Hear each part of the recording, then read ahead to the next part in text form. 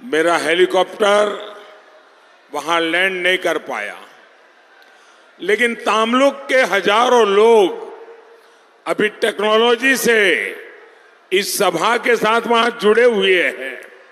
तो एक प्रकार से मैं एक साथ दो सभाएं संबोधित कर रहा हूं। मैं तमलुक के लोगों का क्षमा प्रार्थी हूं, लेकिन मुझे खुशी है इस समय तमलुक के हजारों लोग भी मुझे वहां रैली स्तर पर सुन पा रहे हैं और स्क्रीन पर मुझे देख पा रहे हैं। साथियों, आज 5वें चरण का मतदान लगभग पूरा होने पर है। बंगाल में टीएमसी और पूरे देश में इंडी गठबंधन ये पहले पस्त थे। 5वें चरण में ये परास्त हो चुके हैं और 4 जून को ये समाप्त होते दिखाई देंगे। इंडी गठबंधन के बिखरने का काउंटडाउन शुरू हो चुका है। इतनी बड़ी संख्या में आपका आशीर्वाद ये साफ साफ कह रहा है, फिर एक बार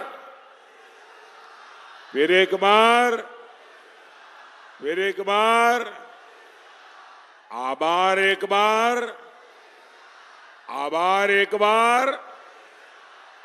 एक बार। साथियों, हार सामने देख पूरी टीएमसी का आक्रोश चरम पर है। बंगाल के लोग इनको वोट नहीं दे रहे हैं, इसलिए कभी बीजेपी को गाली, कभी बंगाल के लोगों को धमकी। कल तक टीएमसी कांग्रेस को गाली दे रही थी, अब वो कह रही है हम इंडी गठबंधन का हिस्सा है। लेकिन बंगाल के लोग जानते हैं कांग्रेस ये डूब चुका जहाज है और टीएमसी के जहाज में भी छेद हो चुका है। ये दोनों एक दूसरे की सवारी कर लें, फिर भी डूबना तो तय है। साथियों, ये चुनाव भारत के भविष्य का चुनाव है। जिन लोगों ने भारत को दशकों पीछे धकेला, देश उन्हें नकार चुका है। देश भूला नहीं है, जब दुनिया तेजी से विकास कर रही थी तब कांग्रेस सरकार घोटालों के कीर्तिमान गढ़ रही थी। दुनिया के देश हर पल आगे बढ़ रहे थे, लेकिन कांग्रेस पार्टी युवा पीढ़ी को पीछे धकेल रही थी। 60 साल तक ये लोग गरीबी हटाओ का ही नारा लगाते रहे। देश जानता है ये मोदी है जिसने भारत को दुनिया की 5वीं सबसे बड़ी अर्थव्यवस्था बनाया है।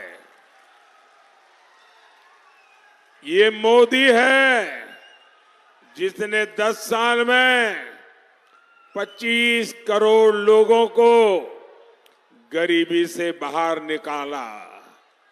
ये मोदी है जिसने दशकों पुरानी समस्याओं का समाधान किया।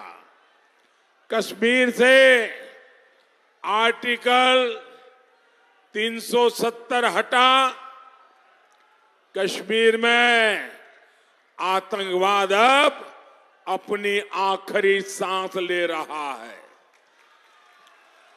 पाकिस्तान को मुंह तोड़ जवाब मिला, नक्सलवाद की कमर टूटी, भ्रष्टाचार पर लगाम लगी। कितना कुछ हुआ। गरीब के इस बेटे ने गरीब के हर सुख दुख की चिंता की। गरीबों को बिना कट, बिना कमीशन के पैसा सीधे उनके बैंक अकाउंट में मिलने लगे। पहली बार 4 करोड़ गरीबों को पक्के मकान मिले। 50 करोड़ से ज्यादा गरीबों के बैंक के खाते खुले। हमारी माताओं बहनों को शौचालय मिले, उन्हें उज्ज्वला सिलेंडर मिले, धुएं से आजादी मिली। ये सब किसने किया? ये सब किसने किया? ये सब किसने किया? ये सब किसने किया? ये सब किसने किया? ये सब मोदी तो निमित्त है, ये सब आपके एक वोट ने किया है। ये आपके वोट की ताकत है कि जिसके कारण कभी नहीं हुआ, वो आपके सही वोट ने करके दिखाया। इस बार भी आपका वोट विकसित बंगाल बनाने के लिए, विकसित भारत बनाने के लिए। साथियों, जब नीयत ठीक होती है तो इंसान अपने कामकाज का लेखा जोखा बताता है। जब नीयत में खोट होती है तो बहाने बताता रहता है। आज देश देख रहा है, एक और केंद्र में काम करने वाली मोदी सरकार अपना रिपोर्ट कार्ड देश की जनता को प्रस्तुत कर रही है। दूसरी ओर बंगाल में टीएमसी के पास रिपोर्ट कार्ड नहीं है, उसके पास तो रेट कार्ड है, रेट कार्ड। टीएमसी ने बंगाल में हर नौकरी का रेट कार्ड लगा रखा है। पैसा दो, नौकरी लो। हमारे स्कूल, शिक्षा के मंदिर, इन लोगों ने उनको भी नहीं छोड़ा। टीएमसी के मंत्रियों ने खुलेआम नौकरियों की नीलामी की, नौकरियां बेची। इन्होंने हमारी नई पीढ़ी का भविष्य दांव पर लगा दिया। आप जानते हैं ना, ये सारे घोटाले किसके संरक्षण में हो रहे हैं? कौन भ्रष्टाचारियों के आरोपियों को बचाने में लगा है? कौन सीबीआई को काम नहीं करने दे रहा? साथियों, टीएमसी से बंगाल के लोगों को भी खतरा है। बंगाल की पहचान को भी खतरा है। आज पूरा देश बंगाल की स्थितियों को लेकर बहुत चिंतित है। बंगाल में आए दिन हिंसा होती है, बीजेपी कार्यकर्ताओं की हत्याएं होती है। झारग्राम में भी बीजेपी के कार्यकर्ताओं की हत्या हुई है। बंगाल में दंगे आम बात हो गई है। आदिवासी भाई बहनों की पहचान खत्म करने के प्रयास हो रहे हैं, लेकिन टीएमसी को किसकी चिंता है? टीएमसी को अपने वोट बैंक की चिंता है। ये लोग घुसपैठियों को बुला बुलाकर बसा रहे हैं। सीमावर्ती इलाकों में बंगाल के लोगों की आबादी घट रही है। आप मुझे बताइए, घुसपैठिए हमारे देश में आते हैं, एक किसकी जमीन पे कब्जा करते हैं? हमारे दलित, हमारा पिछड़ा, हमारे आदिवासियों की जमीन पर एक कब्जा करते हैं। भाइयों बहनों, टीएमसी कांग्रेस मिलकर घुसपैठियों के कब्जे को कानूनी बनाना चाहती है। कांग्रेस पार्टी कह रही है वो सबकी संपत्ति की जांच कराएगी, फिर आपका पैसा, आपकी जमीन अपने वोट जिहाद वालों को, वोट बैंक वालों को दे देंगे। क्या मैं जरा आपसे पूछना चाहता हूं, क्या आपका अधिकार आप किसी को छीनने देंगे? क्या ये बात आपको स्वीकार है? क्या आप होने देंगे? क्या साथियों, बाबा साहब आंबेडकर धर्म के आधार पर आरक्षण के खिलाफ थे। यही हमारे संविधान की मूल भावना है। लेकिन इंडी गठबंधन वाले पूरे देश में एससी, एसटी, ओबीसी का आरक्षण अपने वोट बैंक को देना चाहते हैं। इन्होंने कर्नाटका में ओबीसी का आरक्षण छीनकर मुसलमानों को दे भी दिया है। मैंने कांग्रेस और इंडी गठबंधन को 23 अप्रैल को चैलेंज दिया था। मैंने कहा था कांग्रेस पार्टी लिख करके दे कि वे कभी भी एससी, एसटी, ओबीसी का आरक्षण नहीं छीनेगी और यह आरक्षण मुसलमानों को नहीं देगी। इसके बाद से कांग्रेस और इंडी गठबंधन वालों को सांप सूंघा हुआ है। सांप, उनके मुंह पे ताला लग गया है, उनकी बोलती बंद हो गई है। आज 27 दिन हो गए, कांग्रेस ने कोई जवाब नहीं दिया है और मुझे पता है कांग्रेस जवाब देने वाली भी नहीं है। आज ही मैंने सोशल मीडिया पर कांग्रेस के शहजादे का एक वीडियो देखा है। ये बात बड़ी गंभीर है। मैं आप सबसे कहता हूं, मेरी इस बात पर गौर कीजिए।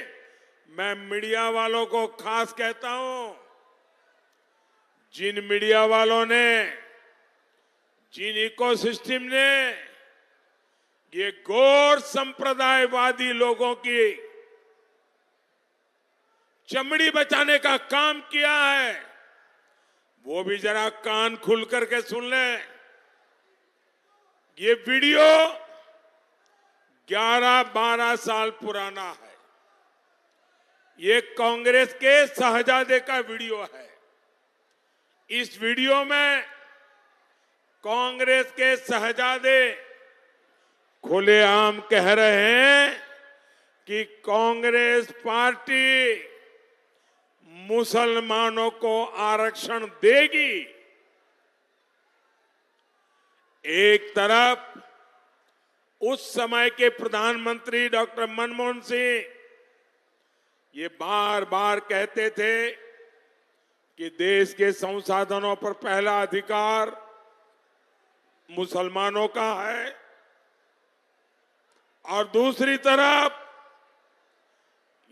रिमोट कंट्रोल से सरकार चला रहे शहजादे का ताल ठोक कर ये कहना कि कांग्रेस मुसलमानों को आरक्षण देगी। यही कांग्रेस की सच्चाई है, जिसे कांग्रेस और उसके इकोसिस्टम ने बरसों तक देशवासियों के सामने आने नहीं दिया। पिछले दिनों मैंने बहुत सारे टीवी इंटरव्यू दिए, बहुत सारे मीडिया में इंटरव्यू प्रेस में दिए, और हर टीवी वाला आता था, मुझे पूछता था कि कांग्रेस के मैनिफेस्टो में तो नहीं लिखा है। आज मैं बहुत बड़ा सबूत पेश कर रहा हूं। शहजादा खुद बोल रहे हैं कि वो मुसलमानों को आरक्षण देंगे। यानी इन लोगों में 3 बुराइयां साफ है।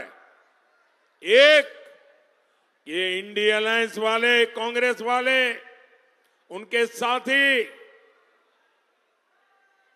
पूरी तरह 100% ये कम्युनल है। ये भारत की बिन सांप्रदायिकता के संविधान के घोर विरोधी है। दूसरा, ये घोर जातिवादी है, और तीसरा, ये घोर परिवारवादी है। ये तीनों बुराइयों से भरे हुए हैं लोग।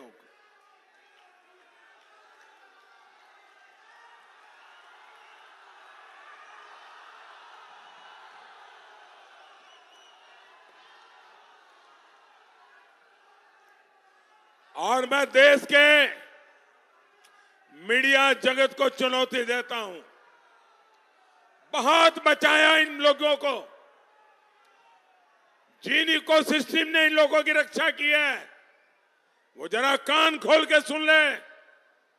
आपने देश के संविधान के अपमान को देखा, लेकिन आंखें बंद कर ली।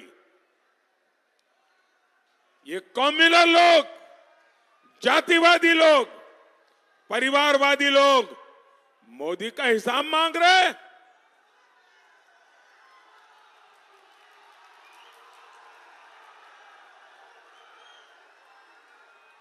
और आजकल मैं हर दिन उनका एक कच्चा चिट्ठा सबूतों के साथ खोल रहा हूं कि कितने घोर कम्युनल है, ये कितने घोर बिन सांप्रदायिकता के विरोधी है। ये 100% सांप्रदायिक लोग हैं। कांग्रेस मुसलमानों को आरक्षण देगी, और वो भी SC, ST, OBC का आरक्षण छीन करके लूट लेंगे आपका अधिकार। 24 के इस चुनाव में मोदी ने कांग्रेस की इस मुस्लिम लीगी सोच का नकाब उतार दिया है, पर्दाफाश कर दिया है, और इसलिए ये लोग बौखलाए हुए हैं, और उनकी पूरी इकोसिस्टम इससे बचने के रास्ते खोज रही है। मोदी ने आपको ऐसा पकड़ा है, देश इस चुनाव में आपको सजा देने वाला है।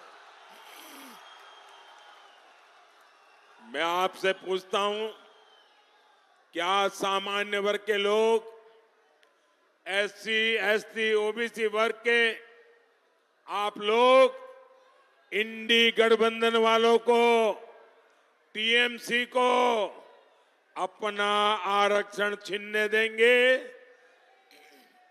अपना अधिकार छीनने देंगे? साथियों, बंगाल में आपकी आस्था पर आक्रमण करने की जिम्मेदारी टीएमसी सरकार ने ले रखी है। टीएमसी के नेता कहते हैं कि राम मंदिर तो अपवित्र है। क्या राम मंदिर अपवित्र है? क्या राम मंदिर अपवित्र है? क्या टीएमसी के इरादे अपवित्र है कि नहीं है? अरे टीएमसी सरकार खुद रामनवमी पर रोक लगाने के फरमान जारी करती है। टीएमसी के गुंडों से रामनवमी शोभा यात्राओं पर हमले करवाए जाते हैं। अब तो यहां की मुख्यमंत्री खुद हिंदू संतों को धमकी दे रही है।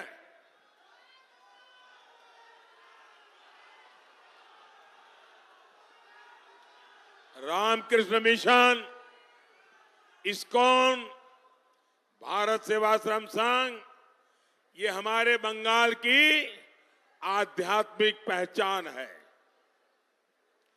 यहां की सीएम मंच पर से इन महान संस्थाओं को धमका रही है और इस धमकी ने टीएमसी के गुंडों का हौसला भी बढ़ा दिया है। पता चला है कि जलपाईगुड़ी में रामकृष्ण मिशन के आश्रम में कल रात को तोड़फोड़ की गई है। आश्रम में काम करने वाले कर्मचारियों के साथ मारपीट की गई है, उनको धमकी दी गई है।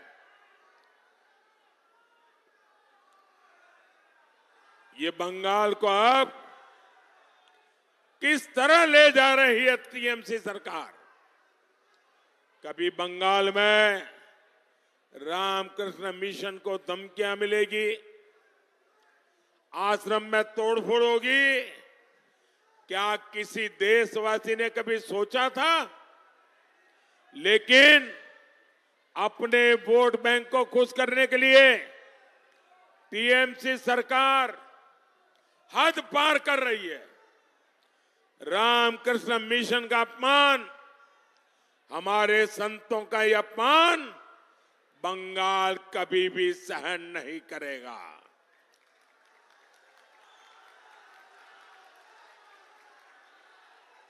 और पूरा देश जानता है मेरे जीवन को गढ़ने में रामकृष्ण मिशन का कितना बड़ा योगदान है, मेरा रामकृष्ण मिशन से कैसा निकट का नाता है।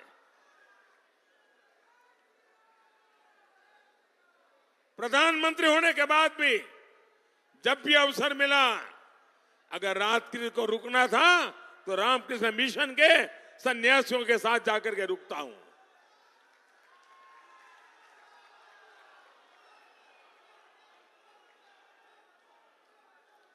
साथियों, कांग्रेस और टीएमसी के लोगों ने हमेशा आदिवासियों को आगे बढ़ने से रोका है। आपको पता है ना, देश में पहली बार एक महिला आदिवासी को राष्ट्रपति किसने बनाया? बीजेपी ने बनाया। लेकिन आदिवासी महिलाओं को चुनाव हराने के लिए कौन कौन पार्टियां इकट्ठा हुई थी? ये सारे टीएमसी वाले, ये सारे कांग्रेस वाले, ये सारे वाम वाले, इन सब ने देश की आदिवासी बेटी को राष्ट्रपति बनने से रोकने की दिन रात कोशिशें की थी। लेकिन मोदी है, उनके आगे उनकी चलती नहीं है।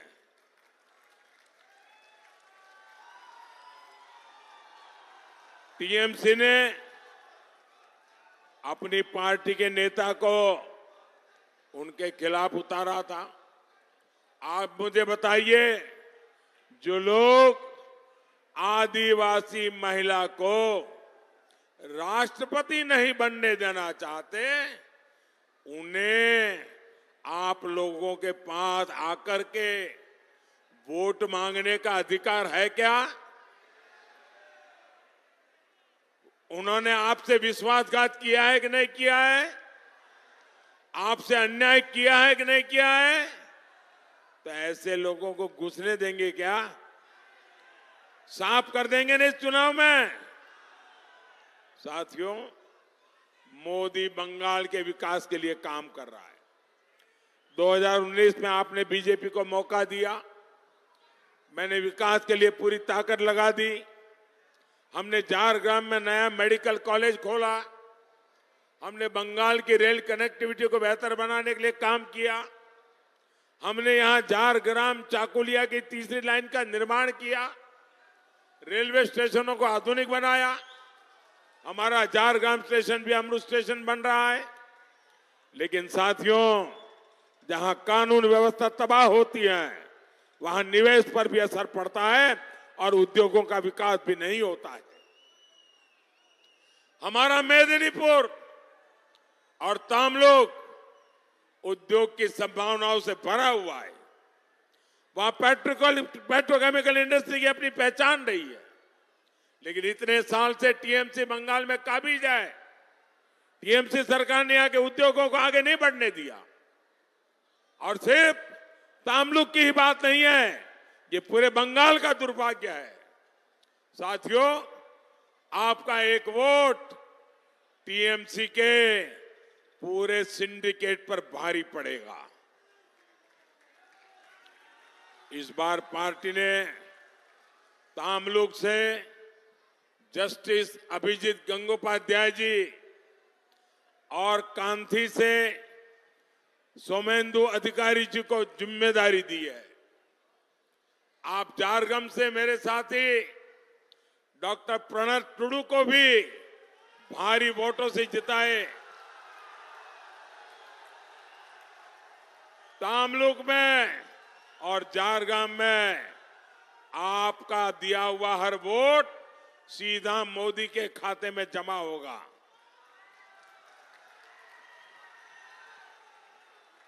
इनको दिया गया एक एक वोट बंगाल को अंधेरे से रोशनी की ओर ले जाएगा। मोदी आपके सपने पूरे करने के लिए दिन रात काम करेगा। आप मेरा एक काम करेंगे, आप मेरा एक काम करेंगे, जरा दोनों हाथ ऊपर करके बताइए, मेरा काम करेंगे। आप गांव-गांव ज्यादा से ज्यादा परिवार में जाना और हर परिवार में जाकर के कहना कि अपने मोदी जी आए थे और मोदी जी ने आपको प्रणाम कहा है। मेरा प्रणाम पहुंचा देंगे, मेरा जोहार पहुंचा देंगे। बोलिए भारत माता की, भारत माता की, भारत माता की।